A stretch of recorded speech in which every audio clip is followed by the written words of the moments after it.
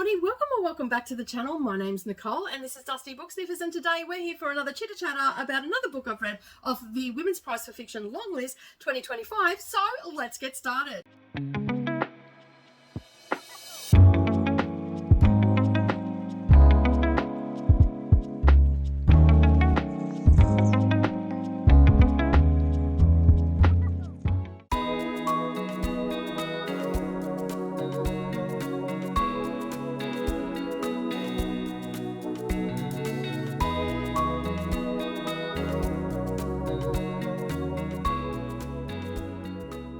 Good morning or good evening, everybody, and welcome back. As you've seen, I just spun up Amma by Saraid de Silva, I think is how you pronounce it. This author is a New Zealand author, but a Sri Lankan born, and I believe this is their first book, so this is a debut. Don't quote me on that because I did not look it up, but I'm pretty sure it is.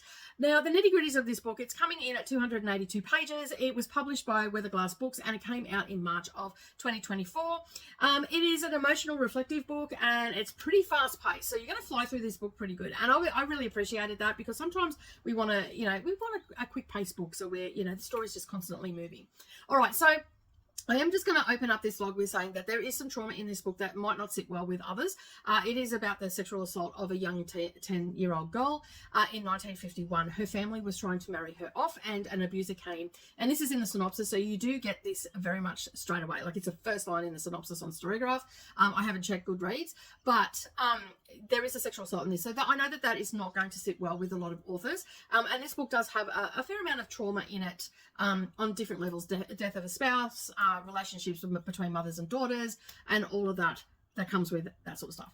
Okay, so basically that event that I was talking about in 1951 in Singapore, 10-year-old Josephina kills her abuser. That is the first line that it says.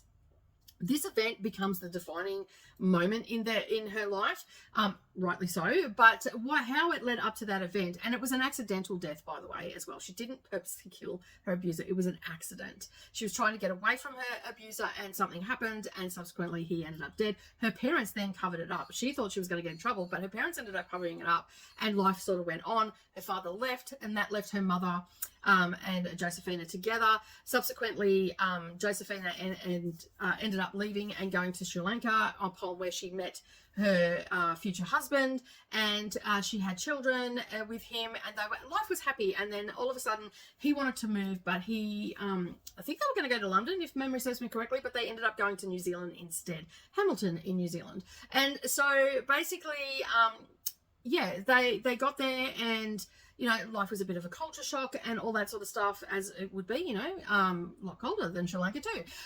So it would have been a very climate change much.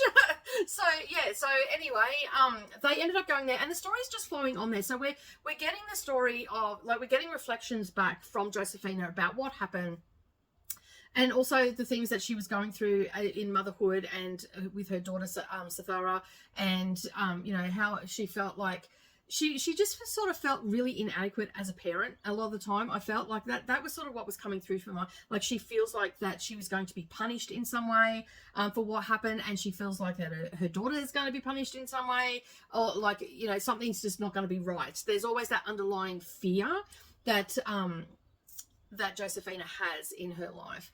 Subsequently, she's got 2 children, and there is a lot of time we spend in Sri Lanka with the children and her husband, and life is good, things are going along fine. They take in an orphan child and all that sort of stuff, but it soon comes apparent that her son is homosexual. And just before they leave to go to New Zealand, an event happens that was very much life-changing for Josephina, and the guilt that was associated around that. And also, it was also very changing for their children as well. They were taken away from their friends. They were put into an environment where they didn't know anybody. They, were very different from the children they were going to school with. And so everything was just very jarring and very, for lack of a better term, a culture shock. And so basically the story just keeps unfolding from that. So then, the kids are growing up. There was abuse from, bullying and all that sort of stuff. So it's just a story that keeps rolling, and things that are happening, that are playing out, that change different things. Then there was an event that happened around around Sithara and her brother and the ramifications from that as well.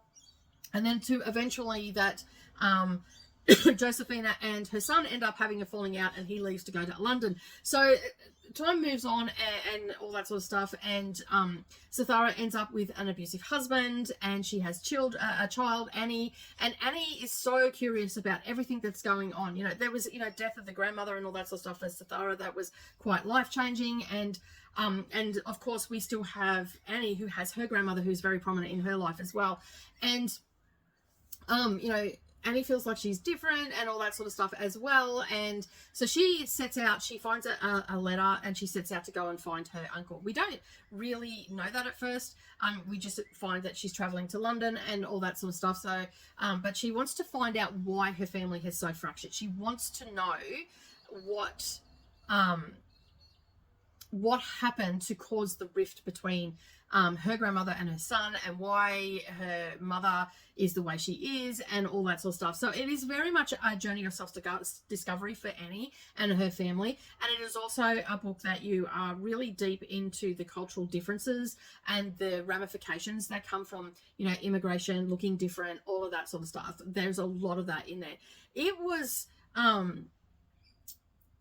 really interesting book. I really enjoyed the story. It kept me wanting more from the characters, and you know, and subsequently it also is a book of hope as well, because Annie opened up that door, there are a lot of other things that happen as well that end up being such a lovely story. Like I just really enjoyed it. But as I said, this was a pretty quick book, so you're moving through the story really fast, and but I don't feel like the topics were glazed over either. I felt like that this author has a way of moving you through a story fast and being very on point and succinct with what they're trying to tell you in their story.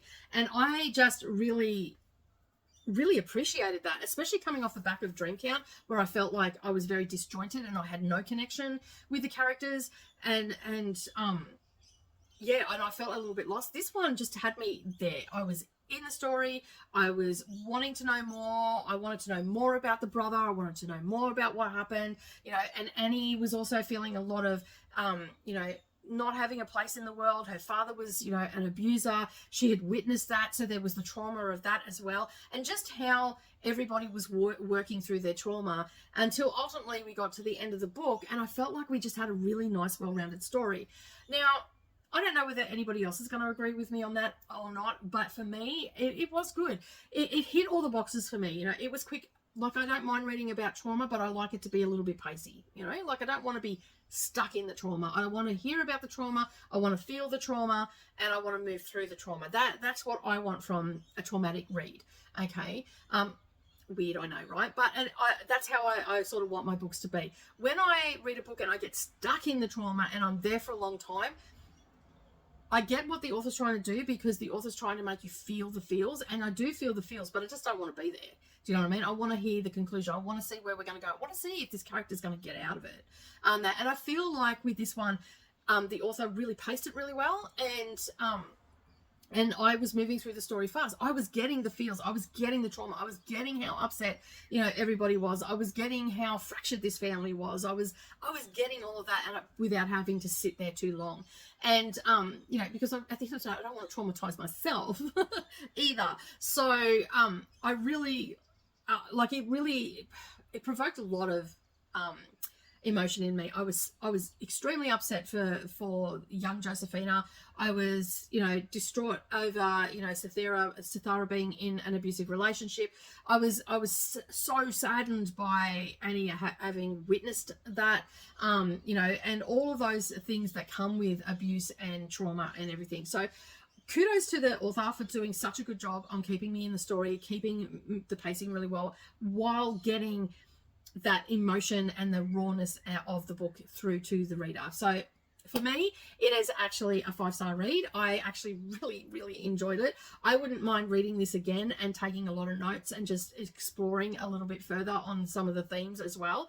And yeah, and even the conclusion of the story it wasn't wrapped up in a nice little bow or anything like that, but for me, it was just it was good. It was a nice, satisfying ending. So for me, that gave me that, like about halfway through, I went, you know what? I think this is going to be a 5-star read for me. Of course, it's probably not going to be a 5-star read for anybody else. You know, it might just be me out on my own and having it as a 5-star read. I haven't checked the reviews or anything yet, and seeing what people are saying or anything. So, because I don't want that I always do that after I've done them and I've read the books or whatever, or talked about them. And yeah, so for me, it was a 5-star book. If you haven't looked at this author, I'm really excited to read more from this author. And it's so great to see something coming out of New Zealand as well. And yeah, it's just really, really, really good.